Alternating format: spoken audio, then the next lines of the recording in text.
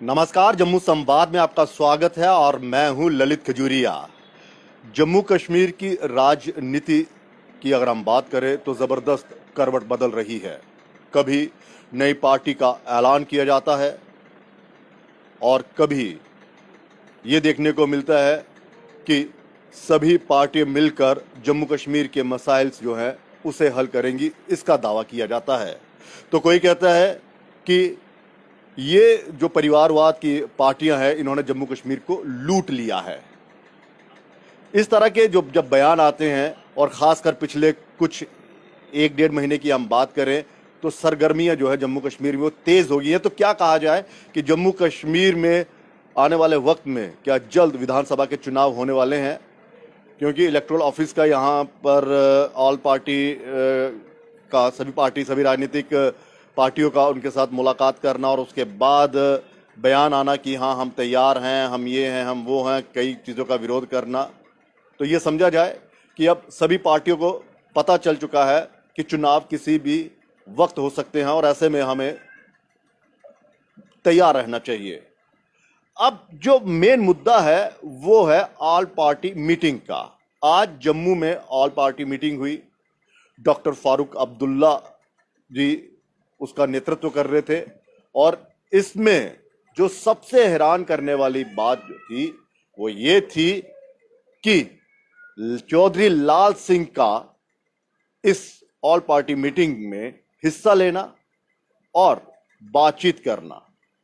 हालांकि पीएजीडी का ये ग्रुप था, लेकिन पिछले महीने की अगर हम बात करें तो उमर अब्दुल्ला साहब जो जम्मू कश्मीर के पूर्व मुख्यमंत्री, तो उन्होंने कहा कि हम अलग से चुनाव लड़ेंगे और उससे पहले जो पीएजीडी का ग्रुप था वो छटक गया था। कई पार्टियों ने उससे किनारा कर लिया था और जब उमर अब्दुल्ला साहब का इस तरह का बयान आना तो ऐसा लग रहा था कि एनसी पार्टी जो है वो अब अकेले दम पर चुनाव लड़ेगी। लेकिन ऐन वक्त पर डॉक्टर फारूक अब्दुल्ला साहब का बयान आना कि नहीं, हम अलग नहीं है, एक साथ हमने चुनाव लड़ना है। तो कश्मीर की उस राजनीति को तो समझा जा सकता है, यहां पर सभी नेता इकट्ठे हो सकते हैं। अब यही कश्मीर के वो राजनेता अलग अलग पार्टियों के, उनका जम्मू में आना और ऑल पार्टी मीटिंग करना, ये क्या संकेत दे रहा है कि उन्हें अब लगने लगा है कि हमें जम्मू की आवाम को भी अपने दायरे में लेना है, अपने विश्वास में लेना है। अगर हमें यहां पर सरकार बनानी है तो आज की जो मीटिंग थी, क्या वो इस ओर बढ़ रही है कि चलिए भारतीय जनता पार्टी से अलग एक ऐसा ग्रुप तैयार किया जाए जो बीजेपी के खिलाफ एकजुट होकर लड़ेगा?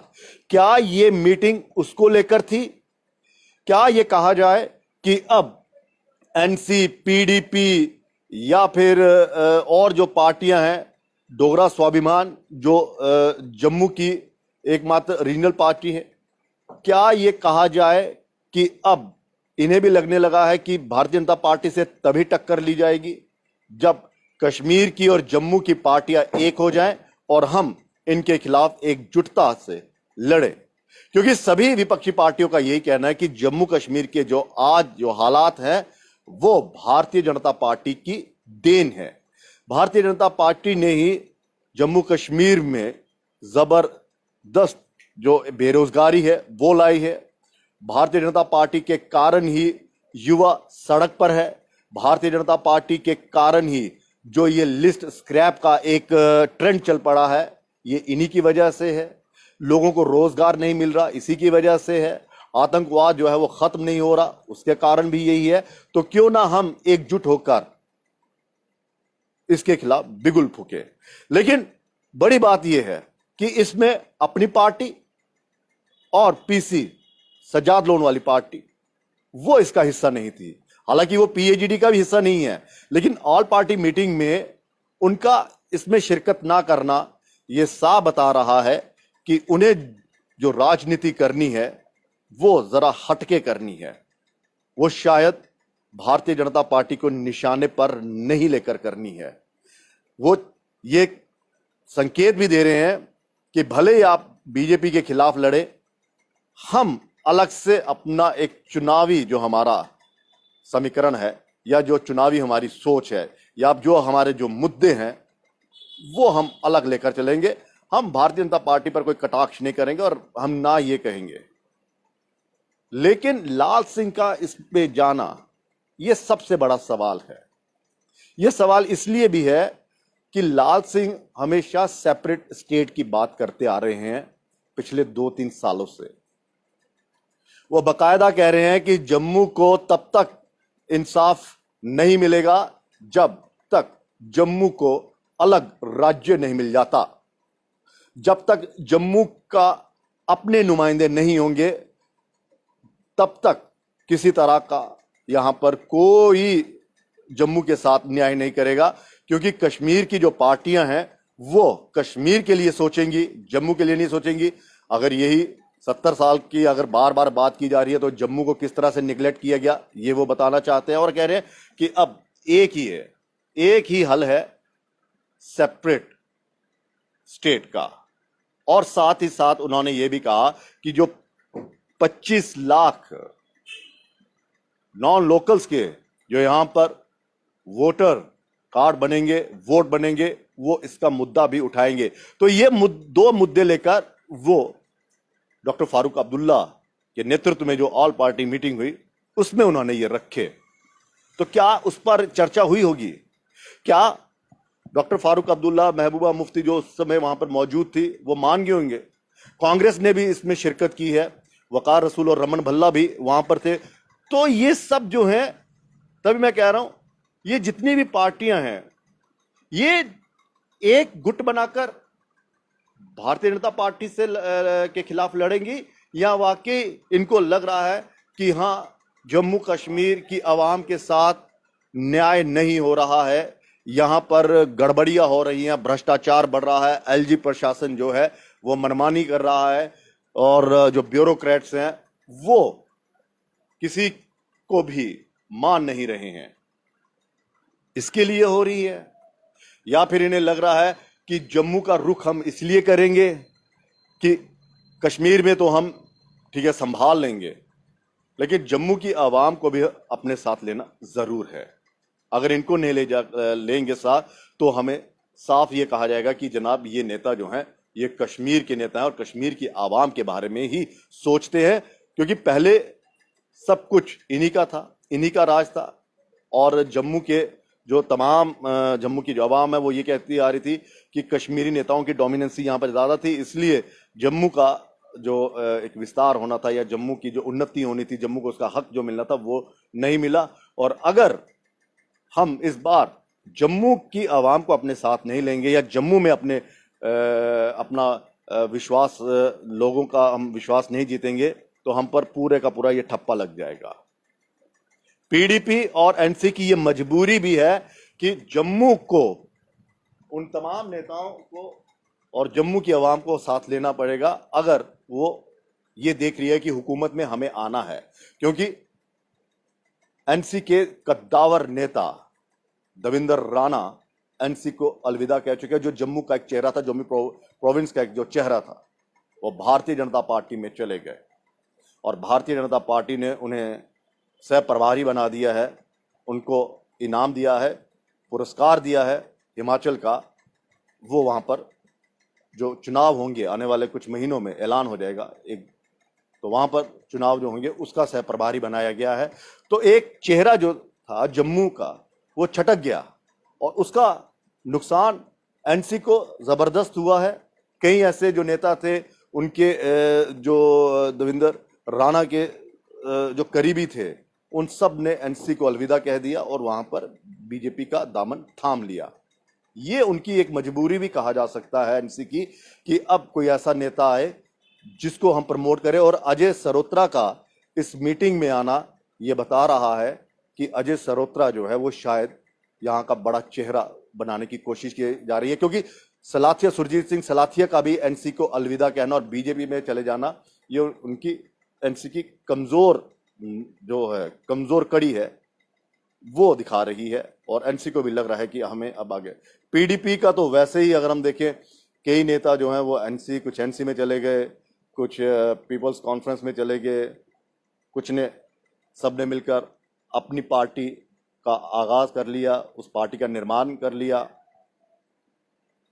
तो ये जो सब कुछ चल रहा है, लेकिन जो आज का जो मुद्दा है, ये तो हम आंकलन कर रहे हैं, लेकिन मेन मुद्दा क्या था? मेन मुद्दा ये था कि बाहरी लोगों का जो वोट 25 लाख का जो बन रहा है यहाँ पर, जो बकायदा यहाँ के चुनाव अधिकारी ने यहाँ पर जो एक प्रेस कॉन्फ्रेंस दी थी अपने ऑफिस में, और उसके बाद सियासत लगातार गरमा रही है इस पर 25 लाख पर। लेकिन ये वही डॉक्टर फारूक अब्दुल्ला जी है जो मुलाकात करते हैं, मुलाकात करने के बाद जो इलेक्टोरल ऑफिस है, यहाँ के इलेक्टोरल ऑफिसर है जहाँ के, उनसे मुलाकात करते हैं, मीटिंग में जाते हैं, क्योंकि सभी पार्टी के नेताओं ने वहां पर मीटिंग की। तब ये चुप रहे, तब इन्होंने कुछ नहीं कहा।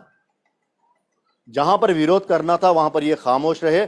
सिर्फ आम आदमी पार्टी के हर्षदेव सिंह, तरनजीत सिंह टोनी, ये पार्टी उनके और नेता, उन्होंने इस पर एतराज जाहिर किया था कि भैया ये बताइए, ये 25 लाख वोटर कहां से आए हैं? कौन है ये लोग? बाहरी राज्य के लोगों को आप यहां पर बसाना चाहते हैं? हालांकि आ सकते हैं, लेकिन यकायक चुनावों के करीब आप 25 लाख के करीब वोटर यहां पे बना रहे हैं। वो किस कैपेसिटी में बना रहे हैं वो तो दे दे, उसकी लिस्ट तो दे दे, उसका फार्मूला क्या है? तो उस समय ये कश्मीर के जितने भी नेता थे, अलग अलग पार्टी के नेता थे, ये वहां पर चुप रहे। लेकिन अब कैमरे के सामने एक प्रेस कॉन्फ्रेंस जिस तरह से कर रहे हैं और 25 लाख वोटर्स पर ये जो मांग रहे हैं जवाब चुनाव आयोग से, यहाँ के चुनावी जो अधिकारी हैं उनसे, तो जनाब जब आपको मौका मिला था तब आप खामोश रहे, तब आपने कुछ नहीं बोला। लेकिन अब आपको मालूम है कि पब्लिक आपसे पूछेगी, पब्लिक सवाल करेगी कि यहां पर आपने विरोध जताना था, वहां पे क्यों नहीं विरोध जताया? जब आम आदमी पार्टी, जिसकी जम्मू में चंद महीने पहले ही लॉन्चिंग हुई, कई नेताओं ने ज्वाइन किया, वो खुलकर इसका विरोध कर रहे हैं और आप चुप रहे। अब आप कह रहे हैं कि हमें संख्या बताइए, 1 लाख, 2 लाख, 3 लाख कितनी हो सकती है?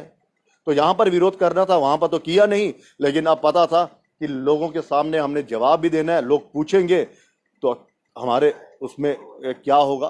तो ये जो ये मीटिंग है, इसको लेकर हालांकि लाल सिंह ने भी साफ कहा कि आउटसाइडर्स को बर्दाश्त नहीं किया जाएगा। ये कौन से आउटसाइडर्स हैं? और ये सवाल बनता है कि आपको जवाब देना पड़ेगा कि क्या वाकई 25 लाख वोटर्स यहां पर बनेंगे? अगर बनेंगे तो कौन होंगे वो?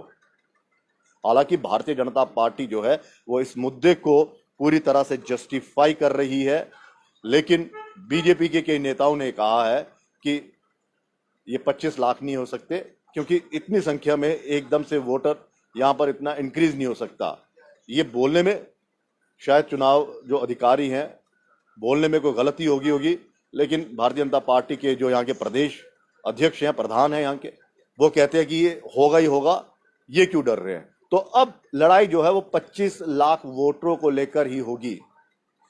अगर तो ये बन गए तो एनसी, पीडीपी और कश्मीर की कई जो पार्टियां हैं वो इस पर आरोप लगाएं कि जनाब आपने ये जो बनाए ये सिर्फ जीत हासिल करने के लिए, सीटें ज्यादा लेने के लिए आपने बनाए, और उन्हें अपनी जमीन खिसकती हुई नजर आ रही है। एक भी ऐसा मुद्दा यहां पर हमने एनसी, पीडीपी, कांग्रेस, इनको नहीं देखा कि जो जनता से जुड़े हुए मुद्दे हैं, महंगाई आप देख लीजिए, भ्रष्टाचार देख लीजिए, नौकरियां यहां से किस तरह से लुप्त हो रही हैं, लिस्ट जो है वो कैंसिल हो रही है, डेली वेजेस जो हैं वो 30 हर रोज प्रदर्शन कर रहे हैं, बीएसएफ, सीआईएसएफ वाले वो प्रदर्शन कर रहे हैं। कई जो यूथ हैं वो कह रहे हैं कि हम इतने हाईली क्वालिफाइड हैं, हमें मौका ही नहीं मिल रहा। तो ये जो मुद्दे हैं, इन मुद्दों पर सबके सब खामोश है, कोई भी खुलकर बोल नहीं रहा है।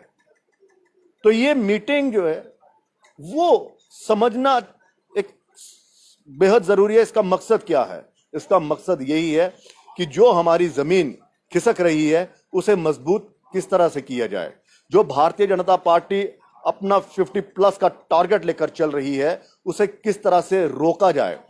क्या हमें विपक्ष में बैठना है या एकजुट होकर भारतीय जनता पार्टी को चुनौती देकर सत्ता में आना है। ये बहुत इसमें अब दिलचस्प होगा ये देखना। लेकिन गुलाम नबी आजाद ने अभी पार्टी का ऐलान नहीं किया, उनके नुमाइंदे यहां पर नहीं आए। आम आदमी पार्टी भी इस ऑल पार्टी मीटिंग का हिस्सा नहीं थी। ये ऑल पार्टी मीटिंग भी बड़ी जबरदस्त है। यूं तो विचारधारा अलग अलग है, अलग अलग मुद्दों पर लड़ेंगे, एक दूसरे पर आरोप लगाएंगे, लेकिन अपने पर्सनल इंटरेस्ट के लिए फटाफट पहुंच जाएंगे। जी हमने मीटिंग करनी है, जम्मू की आवाम के लिए सब कुछ करना। तो सवाल यही है कि 3 सालों से ये सब के सब कहां थे। एक लाल सिंह है जो लगातार सड़क पर उतर रहे हैं जम्मू कश्मीर के मुद्दों को लेकर, खासकर जम्मू की आवाम के मुद्दों को लेकर, चाहे वो छोटी रैली हो, गलियों में हो, ब्लॉक स्तर में हो, डिस्ट्रिक्ट लेवल पर हो, वो दिख रहे हैं और खुली चुनौती भी दे रहे हैं और बोल रहे हैं कि हमें जम्मू के लिए अलग सेपरेट स्टेट चाहिए, 371 यहां पर लागू होना चाहिए ताकि लोगों के जो हक हकूक हैं उसे सेव किया जाए, जमीन, नौकरियां, ये सेव किया जाए, बाहरी लोगों से बचाया जाए। और आप देखिए, इत्तेफाक देखिए, यही मुद्दे जो हैं वो गुलाम नबी आजाद साहब के भी हैं।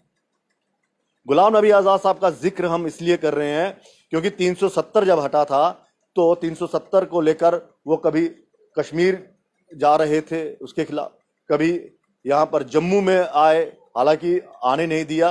वो कह रहे थे कि एयरपोर्ट से हमें वापस कर दिया गया, कश्मीर में पहुंचे तो वहां से वापस दिल्ली भेज दिया गया। वो गुलाम नबी आजाद जो कह रहे थे कि मैंने संसद में 370 के खिलाफ खूब बोला जब ये हटाई गई, वो अब 370 और 35(1) का मुद्दा जो है पीछे छोड़ आए हैं और अब वही मुद्दे हैं। स्टेट को रिस्टोर किया जाए, रोजगार जो है वो यहाँ के लोकल्स को मिले और जमीन जो है वो उसकी खरीद फरोख्त ना हो। ये वो 3 चीजें हैं गुलाम नबी आजाद साहब की जो बता रही हैं कि आप जो हैं वो शायद फूंक फूंक कर कदम रख रहे हैं। आप यानी कि गुलाम नबी आजाद साहब के नुमाइंदे, अपनी पार्टी देख लीजिए, वो भी खुलकर इन मुद्दों पर नहीं बोल रहे हैं, वो भी खामोश हैं। हालांकि ये जो जुड़े हुए मुद्दे हैं जनता से, उनको लेकर खूब बोल रहे हैं, लेकिन भारतीय जनता पार्टी के जो अगर हम बात करें तो कम ही है। दूसरा ये कि भविष्य क्या होगा। तो हमारे साथ जुड़ चुके हैं वरिष्ठ संवाददाता जुनेद हाशमी जी। इन्हीं से हम बात करेंगे कि कश्मीर के नेताओं को अचानक जम्मू की चिंता कैसे हो गई और क्या वाकई ये इनको लग रहा है कि अगर चुनौती है तो भारतीय जनता पार्टी से है, तो इसलिए हमें एकजुट होना पड़ेगा। जुनेद जी, स्वागत है। शुक्रिया बहुत बहुत ललित जी। जुनेद, किस तरह से देखते हो आप इस ऑल पार्टी मीटिंग को और 25 लाख का जो वोटर्स का मुद्दा लेकर आ रहे हैं? ये देखिए, जहां तक इस ऑल पार्टी मीटिंग का ताल्लुक है, इस ऑल पार्टी मीटिंग में भारतीय जनता पार्टी के अलावा बाकी लगभग सभी राजनीतिक दल थे। सभी राजनीतिक दल वहां पहुंचे हुए थे। डॉक्टर फारूक अब्दुल्ला से सभी ने मीटिंग की और मीटिंग करने के बाद डॉक्टर फारूक अब्दुल्ला ने एक प्रेस वार्ता को भी संबोधित किया और वहां पर उन्होंने यही कहा, 25 लाख वोटर जो है नॉन स्टेट वोटर्स के बारे में उन्होंने बात की और साथ में उन्होंने कहा हमें मिलकर लड़ाई लड़ने की जरूरत है। अब जाहिर सी बात है, पहली बात तो ये कि आपको पता है यहाँ दरबार मुंह का कॉन्सेप्ट जम्मू कश्मीर में तो अभी भी है और जब भी कश्मीर में थोड़ा सर्दी ज्यादा हो जाती है तो आहिस्ता आहिस्ता फिर कश्मीर से लोग जो है मतलब कि सर्दियों के दिनों में जम्मू की जनता बिल्कुल जो ही सर्दियां आ जाती हैं तो उनको जम्मू याद आता है। और लेकिन जहां तक इस ऑल पार्टी मीटिंग का ताल्लुक है, एक इम्पोर्टेंट चीज ललित जी ये है कि यहाँ सर तोले नहीं गिने जाते हैं।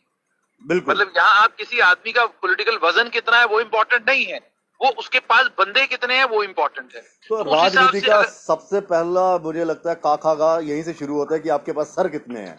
सर कितने हैं। अभी बेसिकली जितने लोग इनसे मिलने के लिए गए थे, जिनसे इनने मुलाकात की, उसमें नेशनल कॉन्फ्रेंस के अलावा बाकी किसी के पास कुछ खास नहीं है। कोई ऐसी पॉलिटिकल पार्टी वहां पर नहीं थी जिस पॉलिटिकल पार्टी के पास कोई बड़ा जनाधार जम्मू कश्मीर में हो। कांग्रेस वहां पर थी, लेकिन आधी से ज्यादा कांग्रेस निकल के जो है वो गुलाम नबी आजाद के पास चली गई है।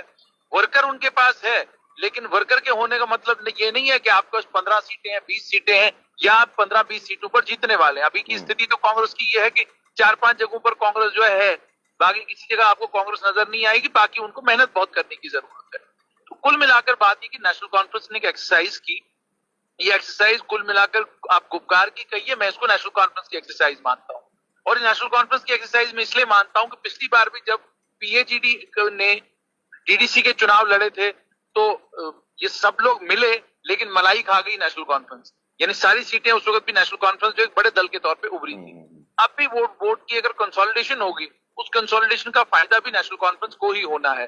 तो ये एक राजनीतिक तौर पर खुद को जम्मू में सक्रिय करना और एक इंप्रेशन देना पूरी दुनिया को कि देखिए जनाब, हम जब बात कर रहे हैं जम्मू कश्मीर की, तो इसमें जम्मू भी हमारे साथ शामिल है, जम्मू भी हमारे साथ खड़ा है। हालांकि बड़ी बार ऐसा होता है, डॉक्टर फारूक अब्दुल्ला को अपने दाएं बाएं कौन है उनका पता नहीं होता। पिछली बार भी जब घाटी में वो एक प्रेस वार्ता कर रहे थे तो शिवसेना के सहानी साहब वहां बैठे हुए थे, तो उन्होंने कहा ये एक भाई साहब हमारे साथ जम्मू से भी आए हुए हैं, तो उनको पता ही नहीं जम्मू से कौन आया हुआ है। तो जब आप जम्मू को गंभीरता से लेंगे और हमें आप जम्मू को लेकर गंभीर नजर आएंगे यहाँ के लोगों को, तो जम्मू के वो सारे लोग आपके साथ होंगे जिन लोगों को आपके साथ वहां होना चाहिए। तो मेरा ये मानना है, ये ऑल पार्टी मीटिंग एक एक्सरसाइज है, एक वर्ल्ड और एक मैसेज भेजने की। और कुल मिलाकर ये कहा जाए कि लामबंद हो रहे हैं भारतीय जनता पार्टी के खिलाफ। बिल्कुल, ये भारतीय जनता पार्टी के खिलाफ लामबंद होने की एक्सरसाइज है। आपने पिछले दिनों बंद वाले दिन भी आप देख लीजिए ना, बंद जब जम्मू बंद का आह्वान तो बाहर नहीं किया, लेकिन सभी दलों ने समर्थन किया। क्यों किया समर्थन? क्योंकि सभी दल चाहते हैं कि कोई एक यूनिफाइड यूनाइटेड प्लेटफॉर्म मिले, जिस प्लेटफॉर्म पर हम बीजेपी को टक्कर दें। ठीक है ना?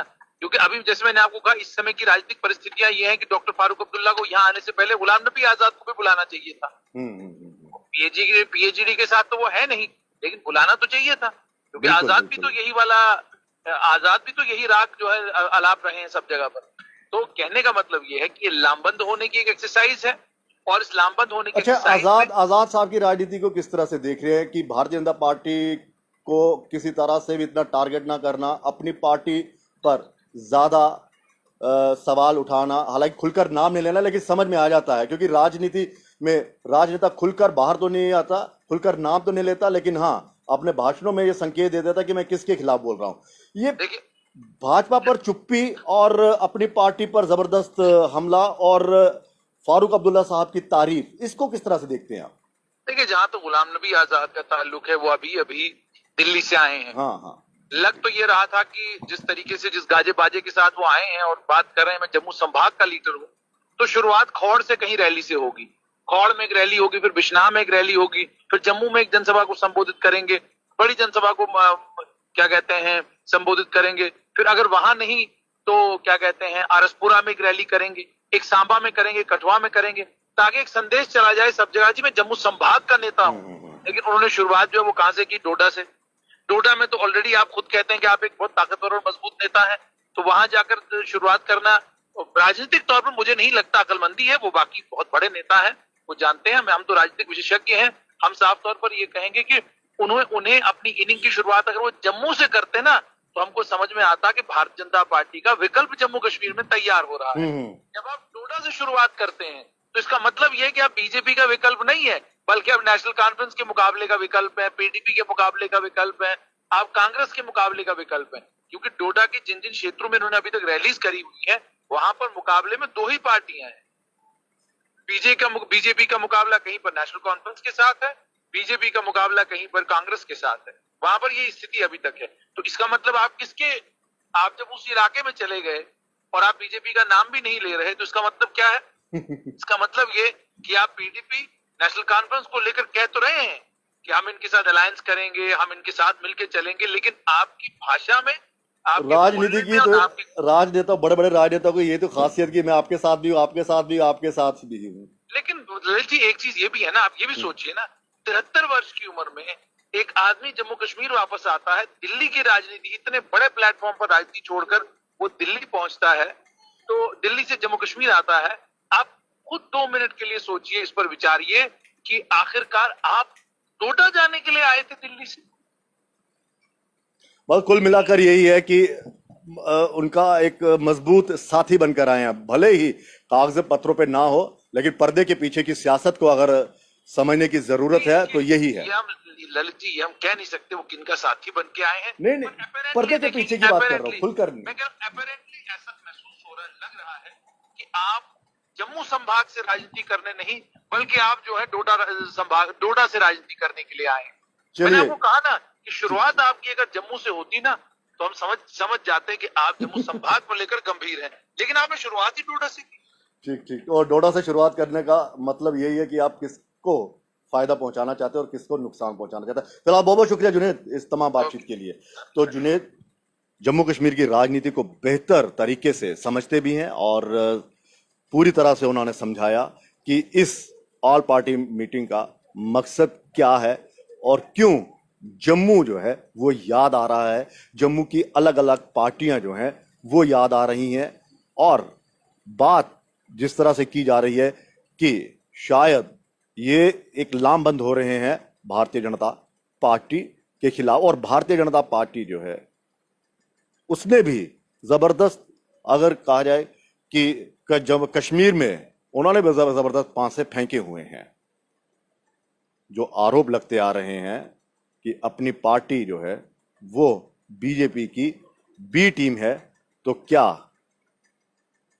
जो आजाद साहब की पार्टी का ऐलान होगा तो ये इनकी सी टीम होगी। क्योंकि जुनेद का जो इशारा है, जो उन्होंने समझाने की कोशिश की है कि अगर आप भारतीय जनता पार्टी का या जम्मू में एक अच्छा विकल्प देना चाहते हैं तो आपकी शुरुआत यहां से होनी चाहिए थी, लेकिन आपने डोडा से शुरुआत की। फिलहाल देखना यह है कि अब आगे किस तरह से ये नेता और नेताओं के साथ मिलते हैं, दूसरी पार्टियों के साथ मिलते हैं और क्या अपने विचार रखते हैं, ये देखना दिलचस्प होगा।